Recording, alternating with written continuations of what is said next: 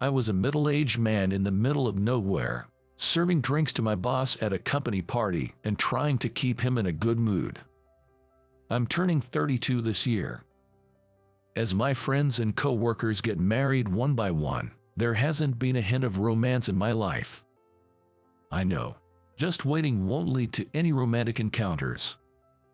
But there's someone I can't seem to forget, which is likely why I don't feel compelled to actively seek a partner. Once my boss's lengthy monologue finally concluded, I excused myself to the restroom. I thought I might step outside and get a breath of fresh air, just to space out a bit, and as I was wandering down the hallway of the bar, I bumped into her. The person I would never forget, my high school sweetheart.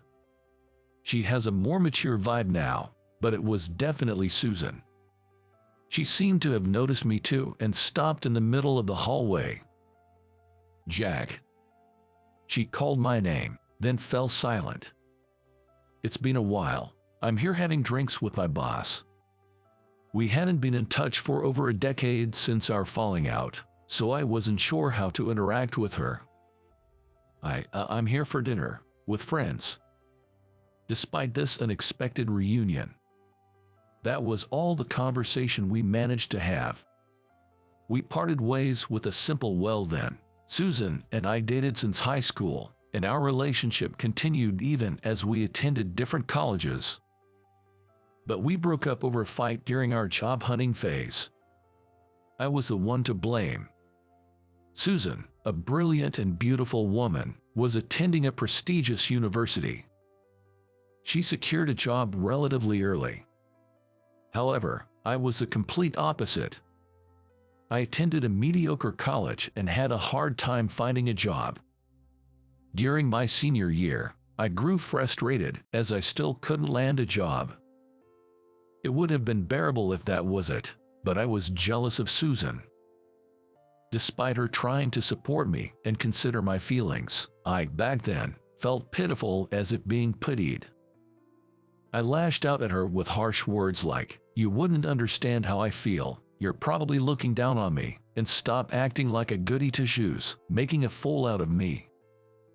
I even said something far worse. It was only natural that she eventually got fed up with me. After parting with Susan, I managed to secure a job at my current company. But there was no more communication between Susan and me. In my 20s, I learned from a high school classmate that Susan got married and moved to Chicago due to her husband's job transfer. I had mixed feelings, but also felt relieved. As long as she was happy somewhere, that was good enough for me. After hearing about her marriage, I thought it was about time for me to move on as well, so I did go on a few blind dates, but I never really met anyone suitable. And that brings us to now. About a week after running into Susan at the bar, I was visiting my favorite cafe after work.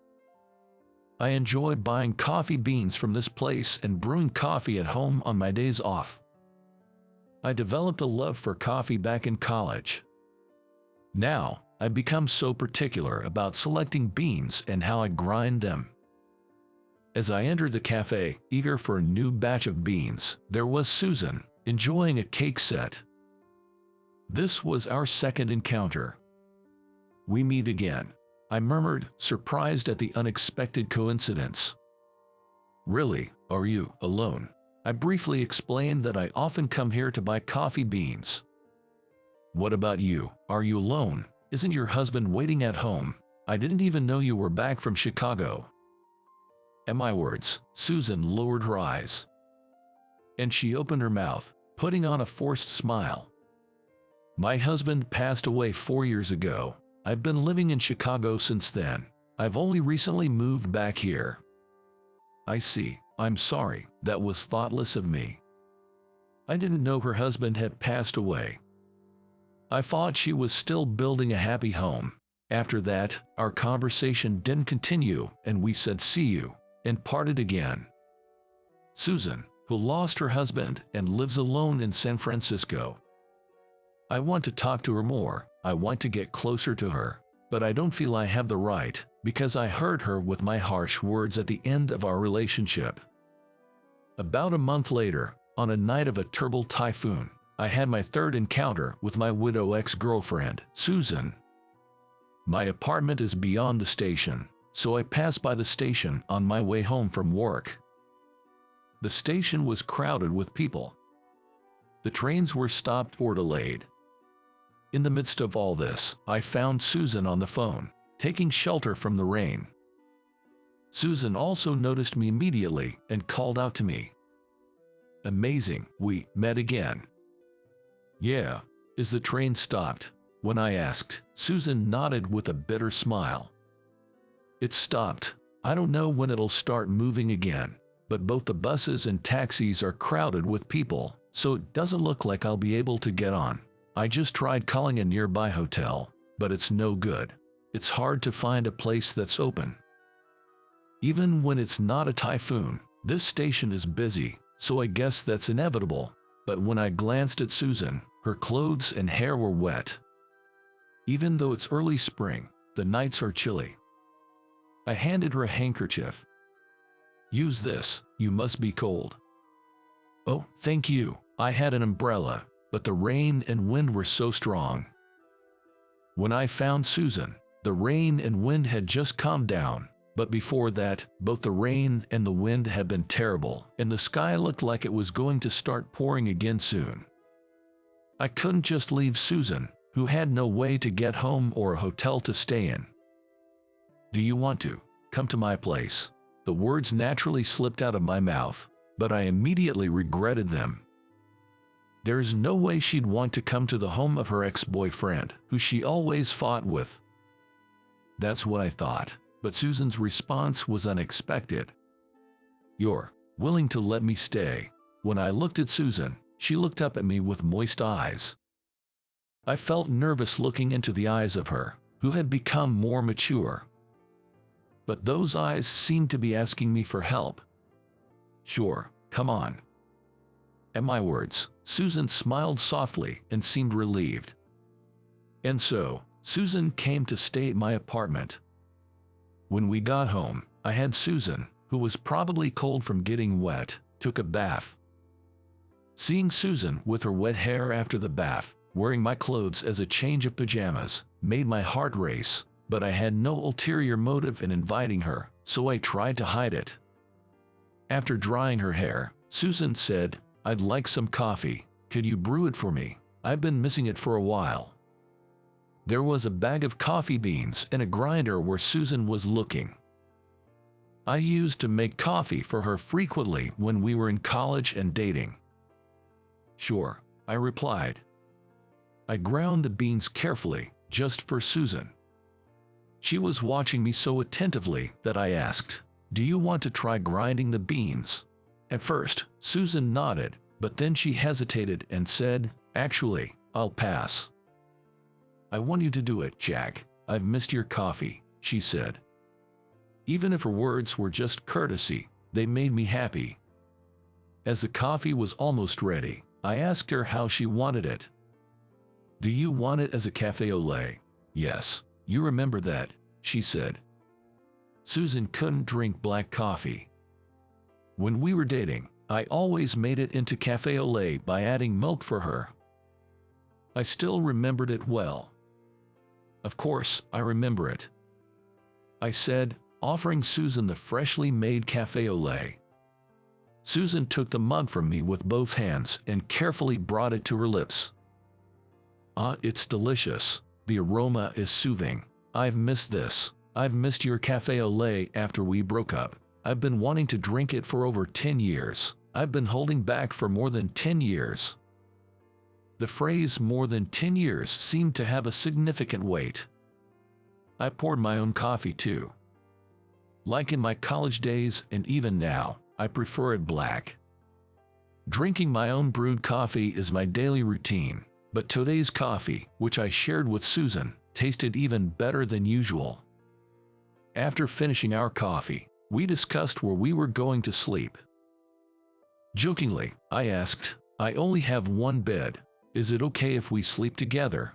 I wanted Susan, who seemed to feel guilty for staying over, to at least smile. I figured she'd retort with something like, "No, it's not okay," since she's got a vibe like that. But her reply was, "Okay." Stunned, I looked at Susan, who was looking at me with a serious expression. "I've been lonely since my husband passed away," she said. I couldn't help but feel an urge to hug Susan. But I knew this didn't mean she had feelings for me. Susan has been spending lonely nights since her husband's death. Today, perhaps due to the stormy weather, her loneliness had just erupted. I thought if she spent the night in the same room or bed with me, she'd regret it. And not just Susan. I might regret letting the mood carry me away, even though I care about her. So I thought there was only one thing I could do. "Susan, I'm sorry for my inappropriate joke. You can sleep on the bed. I'll sleep on the living room couch. I don't want you to regret anything because of your current feelings," I said. Maybe Susan had anticipated what I was going to say. Susan nodded without arguing or saying anything. "No, you're right. I'm sorry," she said. It seemed Susan agreed, which relieved me. Even though I decided not to get swept away, considering that this might be the last time I saw Susan, I thought I should apologize for something I had wanted to apologize for a long time. "Susan, I'm sorry about when we broke up." "When we broke up? Do you mean the argument we had?" I found myself rethinking whether I could call what happened an argument. From the moment we started dating until we broke up, I never saw a single fault in Susan. When we were in high school, I once asked her why she would even consider dating a guy like me. Back then, just like now, I was a pretty ordinary guy, mediocre at academics and sports. In contrast, Susan was rumored to be adorable, an honor student, popular with teachers, and highly academic. I just couldn't see what balanced out between us. But as it turns out, Susan and I did not meet for the first time in high school. Apparently, we were in the same class in kindergarten, a fact I had forgotten. I'm told I protected Susan back then when she was being bullied. From that point on, I was considered a hero in Susan's eyes. Susan moved away when we were in senior kindergarten, but she told me that she never forgot about me. I had no recollection of doing anything so admirable. I vaguely remember helping a girl back then, but I feel like I was just trying to show off, being a little kindergartner. Susan recounted the story of our kindergarten days several times after we started dating. I used to find it cute that she remembered such things, but by the time I was job hunting, I was sick of hearing it. Because it just wasn't possible for a pathetic guy like me, who couldn't even secure a job, to be a hero. That was when I had just been rejected by the 10th company. I was feeling the bitter truth of how much your alma mater matters in job hunting. With no job offers coming my way, I felt like I was being denied as a person. Susan, who had already secured a job, was trying to encourage me. But I was so immature at that time, I found Susan's kindness annoying. So I told her, "Shut up. Everything is so perfect for you, Susan.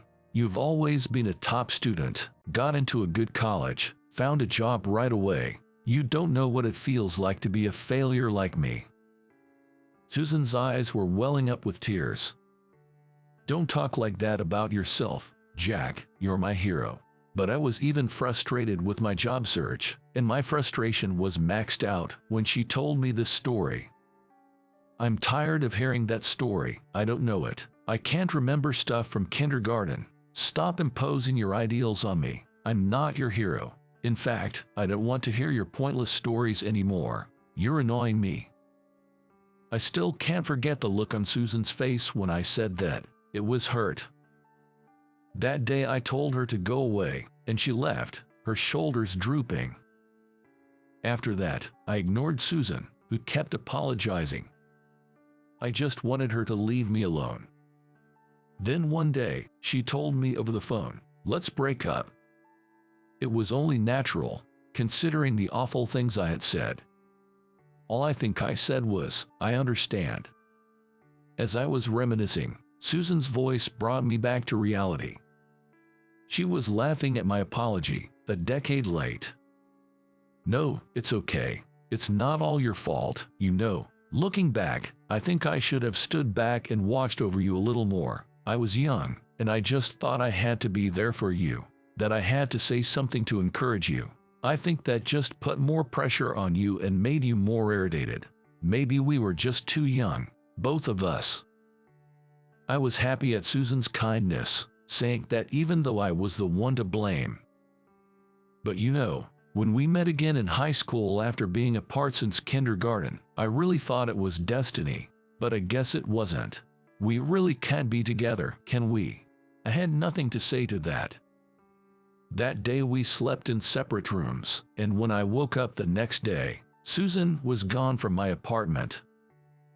The room without Susan felt cold, as if the temperature had dropped. That's when I spotted a note from Susan on the table. If we meet again, I hope we can be together next time. I saw that and ran out of the house. Surprisingly, I caught up with Susan quickly as I ran towards the station. She was walking slowly, her eyes swollen from crying. I moved to stand in front of Susan and took her hand. I squeezed her slightly cold hand warmly before expressing my feelings. I'm sorry. I said I'd regret it if I let things slide yesterday, but that was just an excuse. The truth is, I've always loved you and I still do. I was just being a coward yesterday. I was scared. I had hurt you once, and I wondered if I could make you happy again. I also thought I definitely couldn't beat your deceased husband. I was thinking if it was okay for me, if I had the right to say I wanted to be by your side. I was scared and couldn't say anything. Susan's handwriting on the note was shaky. I thought she must have written it while crying, and my chest tightened, so I started running. Susan, you said our reunion in high school was destiny. I feel the same way. I think our reunion here as adults is destiny. I won't hurt you anymore. I'll cherish you in my own way, without comparing to anyone else. So I want to be with you. Please give me another chance.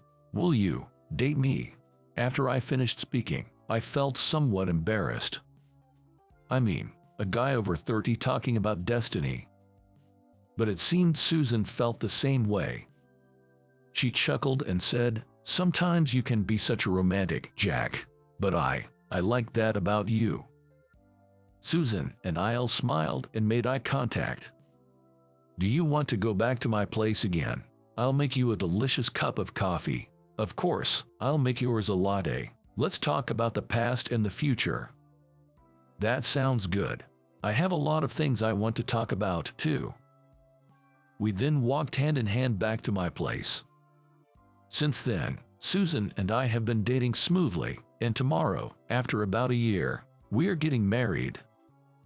Today we came to visit the grave of Susan's previous husband. This is not the first time I've come to visit his grave with Susan. Before I confessed to Susan, I was pessimistic about whether I could make her happy like her previous husband did. But I realized it's not about comparing. The fact that her husband cherished Susan, I accept that, and I decided to cherish Susan in my own way.